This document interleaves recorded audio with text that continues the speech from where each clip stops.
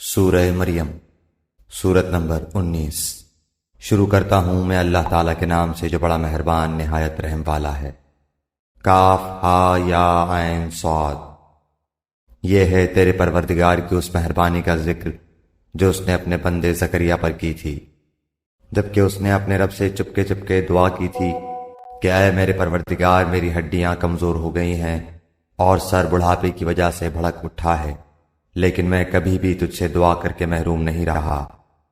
مجھے اپنے مرنے کے بعد اپنے قرابت والوں کا ڈر ہے، میری بیوی بھی بانجھ ہے، پس تو مجھے اپنے پاس سے وارث عطا فرما جو میرا بھی وارث ہو اور یعقوب علیہ السلام کے خاندان کا بھی جانشین، اور میرے رب تو اسے مقبول بندہ بنا لے۔ اے زکریا، ہم تجھے ایک بچے کی خوشخبری دیتے ہیں جس کا نام یحییٰ ہے۔ ہم نے اس سے پہلے اس کا ہم نام بھی کسی کو نہیں کیا۔ زکریا علیہ السلام کہنے لگے، میرے رب، میرے ہاں لڑکا کیسے ہوگا جبکہ میری بیوی بانجھ اور میں خود بڑھاپے کے انتہائی ضعف کو پہنچ چکا ہوں۔ ارشاد ہوا کہ وعدہ اسی طرح ہو چکا، تیرے رب نے فرما دیا ہے کہ مجھ پر تو یہ بالکل آسان ہے، اور تو خود جبکہ کچھ نہ تھا میں تجھے پیدا کر چکا ہوں۔ کہنے لگے، میرے پروردگار، میرے لیے کوئی علامت مقرر فرما دے۔ ارشاد ہوا کہ تیرے لیے علامت یہ ہے کہ باوجود بھلا چنگا ہونے کے تو 3 راتوں تک کسی شخص سے بول نہ سکے گا۔ اب زکریا علیہ السلام اپنے حجرے سے نکل کر اپنی قوم کے پاس آ کر انہیں اشارہ کرتے ہیں کہ تم صبح و شام اللہ تعالیٰ کی تسبیح بیان کرو۔ اے یحییٰ، میری کتاب کو مضبوطی سے تھام لے، اور ہم نے اسے لڑکپن ہی سے دانائی عطا فرما دی، اور اپنے پاس سے شفقت اور پاکیزگی بھی۔ وہ پرہیزگار شخص تھا اور اپنے ماں باپ سے نیک سلوک کرنے والا تھا، وہ سرکش اور گناہگار نہ تھا۔ اس پر سلام ہے جس دن وہ پیدا ہوا اور جس دن وہ مرے اور جس دن وہ زندہ کر کے اٹھایا جائے۔ اس کتاب میں مریم کا بھی واقعہ بیان کر، جبکہ وہ اپنے گھر کے لوگوں سے علیحدہ ہو کر مشرقی جانب آئیں اور ان لوگوں کی طرف سے پردہ کر لیا۔ پھر ہم نے اس کے پاس اپنی روح جبرائیل علیہ السلام کو بھیجا، پس وہ اس کے سامنے پورا آدمی بن کر ظاہر ہوا۔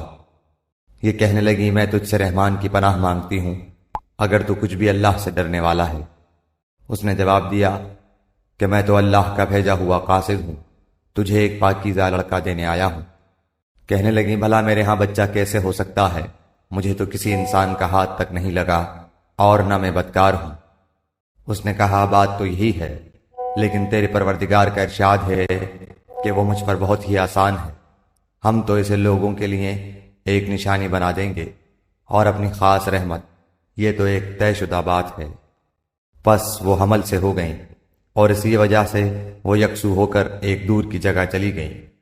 پھر درج ذیل اسے ایک کھجور کے تنے کے نیچے لے آیا، بولی، کاش میں اس سے پہلے ہی مر گئی ہوتی اور لوگوں کی یاد سے بھی بھولی بسری ہو جاتی۔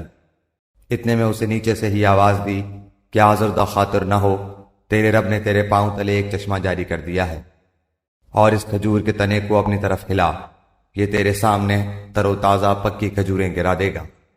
اب چین سے کھا پی اور آنکھیں ٹھنڈی رکھ، اگر تجھے کوئی انسان نظر پڑ جائے تو کہہ دینا کہ میں نے اللہ رحمان کے نام کا روزہ مان رکھا ہے، میں آج کسی شخص سے بات نہ کروں گی۔ اب حضرت عیسیٰ علیہ السلام کو لیے ہوئے وہ اپنی قوم کے پاس آئیں۔ سب کہنے لگے، مریم تو نے بڑی بری حرکت کی۔ اے ہارون کی بہن، نہ تو تیرا باپ برا آدمی تھا اور نہ تیری ماں بدکار تھی۔ مریم نے اپنے بچے کی طرف اشارہ کیا۔ سب کہنے لگے کہ لو بھلا ہم گود کے بچے سے باتیں کیسے کریں؟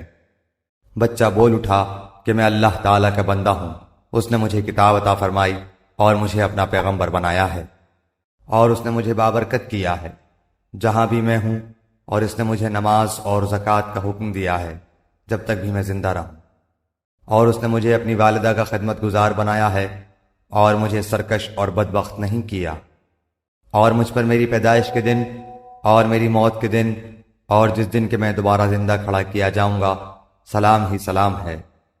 یہ ہے صحیح واقعہ عیسیٰ ابن مریم علیہ السلام کا۔ یہی ہے وہ حق بات جس میں لوگ شک و شبہ میں مبتلا ہیں۔ اللہ تعالیٰ کے لیے اولاد کا ہونا لائق نہیں، وہ تو بالکل پاک ذات ہے۔ وہ تو جب کسی کام کے سر انجام دینے کا ارادہ کرتا ہے تو اسے کہتا ہے کہ ہو جا، وہ اسی وقت ہو جاتا ہے۔ میرا اور تم سب کا پروردگار صرف اللہ تعالیٰ ہی ہے، تم سب اسی کی عبادت کرو، یہی سیدھی راہ ہے۔ پھر یہ فرقے آپس میں اختلاف کرنے لگے، پس کافروں کے لیے ویل ہے ایک بڑے سخت دن کی حاضری سے۔ کیا خوب دیکھنے سننے والے ہوں گے اس دن جبکہ ہمارے سامنے حاضر ہوں گے، لیکن آج تو یہ ظالم لوگ صریح گمراہی میں پڑے ہوئے ہیں۔ تو انہیں اس رنج و افسوس کے دن کا ڈر سنا دے جبکہ کام انجام کو پہنچا دیا جائے گا، اور یہ لوگ غفلت اور بے ایمانی میں ہی رہ جائیں گے۔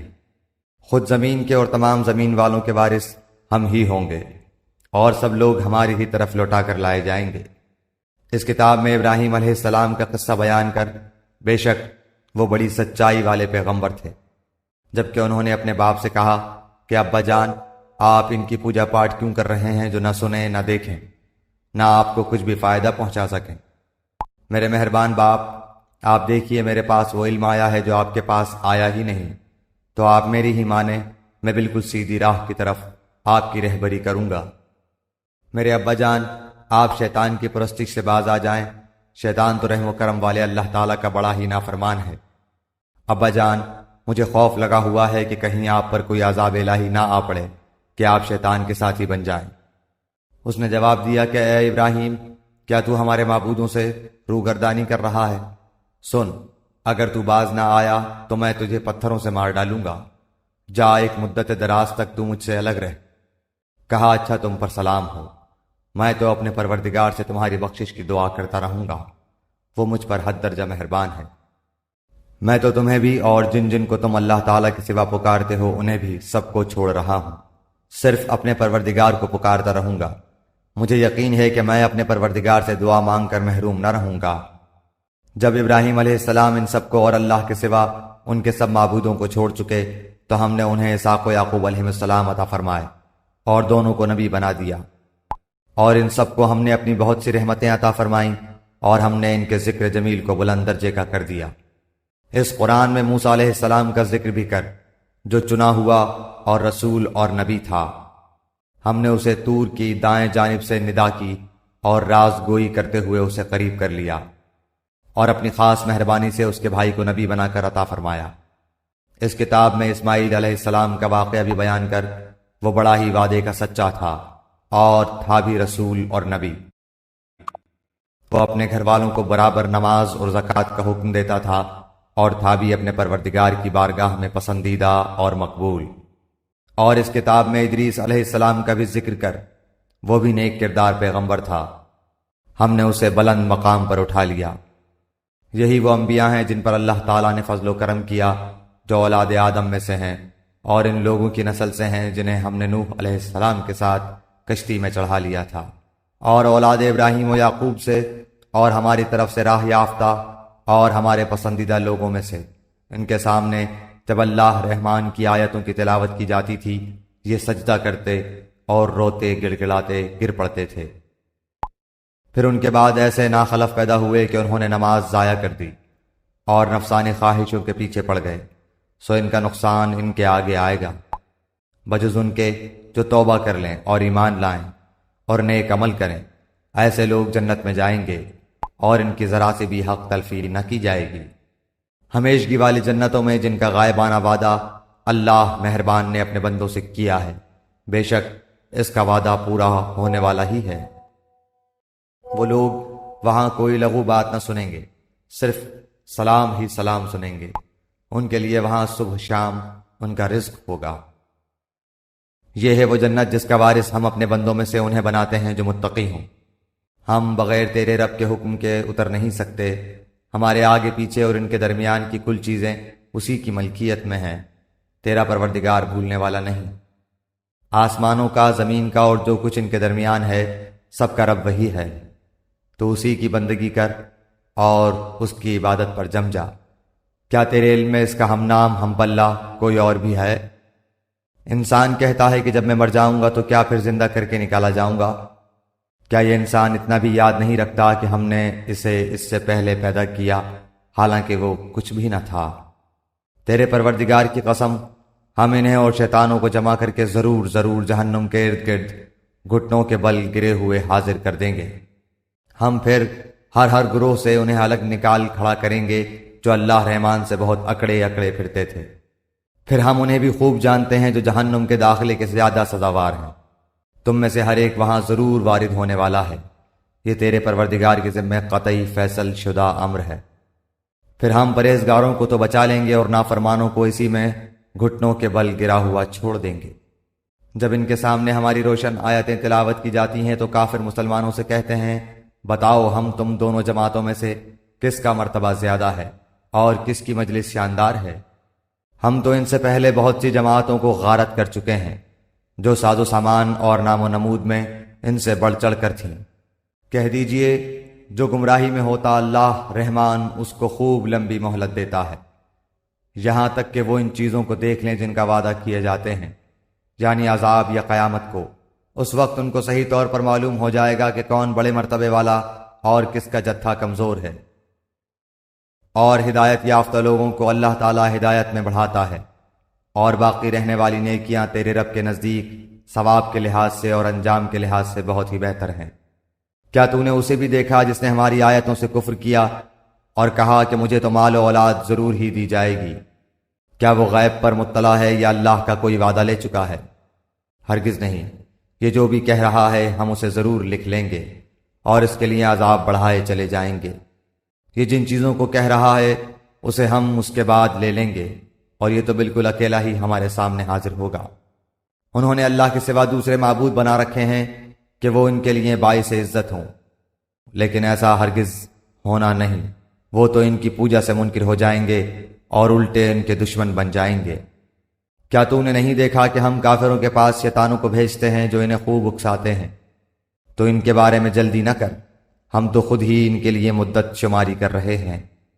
جس دن ہم پرہیزگاروں کو اللہ رحمان کی طرف بطور مہمان کے جمع کریں گے اور گناہ گاروں کو سخت پیاس کی حالت میں جہنم کی طرف ہانک لے جائیں گے، کسی کو شفاعت کا اختیار نہ ہوگا سوائے ان کے جنہوں نے اللہ تعالیٰ کی طرف سے کوئی قول قرار لے لیا ہے۔ ان کا قول تو یہ ہے کہ اللہ رحمان نے بھی اولاد اختیار کی ہے، یقیناً تم بہت بری اور بھاری چیز لائے ہو۔ قریب ہے کہ اس قول کی وجہ سے آسمان پھٹ جائیں اور زمین شق ہو جائے اور پہاڑ ریزے ریزے ہو جائیں کہ وہ رحمان کی اولاد ثابت کرنے بیٹھے۔ شان رحمان کے لائق نہیں کہ وہ اولاد رکھے۔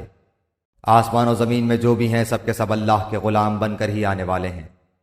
ان سب کو اس نے گھیر رکھا ہے اور سب کو پوری طرح گن بھی رکھا ہے۔ یہ سارے کے سارے قیامت کے دن اکیلے اس کے پاس حاضر ہونے والے ہیں۔ بے شک جو ایمان لائے ہیں اور جنہوں نے شائستہ اعمال کیے ہیں ان کے لیے اللہ رحمان محبت پیدا کر دے گا۔ ہم نے اس قرآن کو تیری زبان میں بہت ہی آسان کر دیا ہے کہ تو اس کے ذریعے سے پرہیزگاروں کو خوشخبری دے اور جھگڑالو لوگوں کو ڈرا دے۔ ہم نے ان سے پہلے بہت سی جماعتیں تباہ کر دی ہیں، کیا ان میں سے ایک کی بھی آہٹ تو پاتا ہے یا ان کی آواز کی بھنک بھی تیرے کان میں پڑتی ہے؟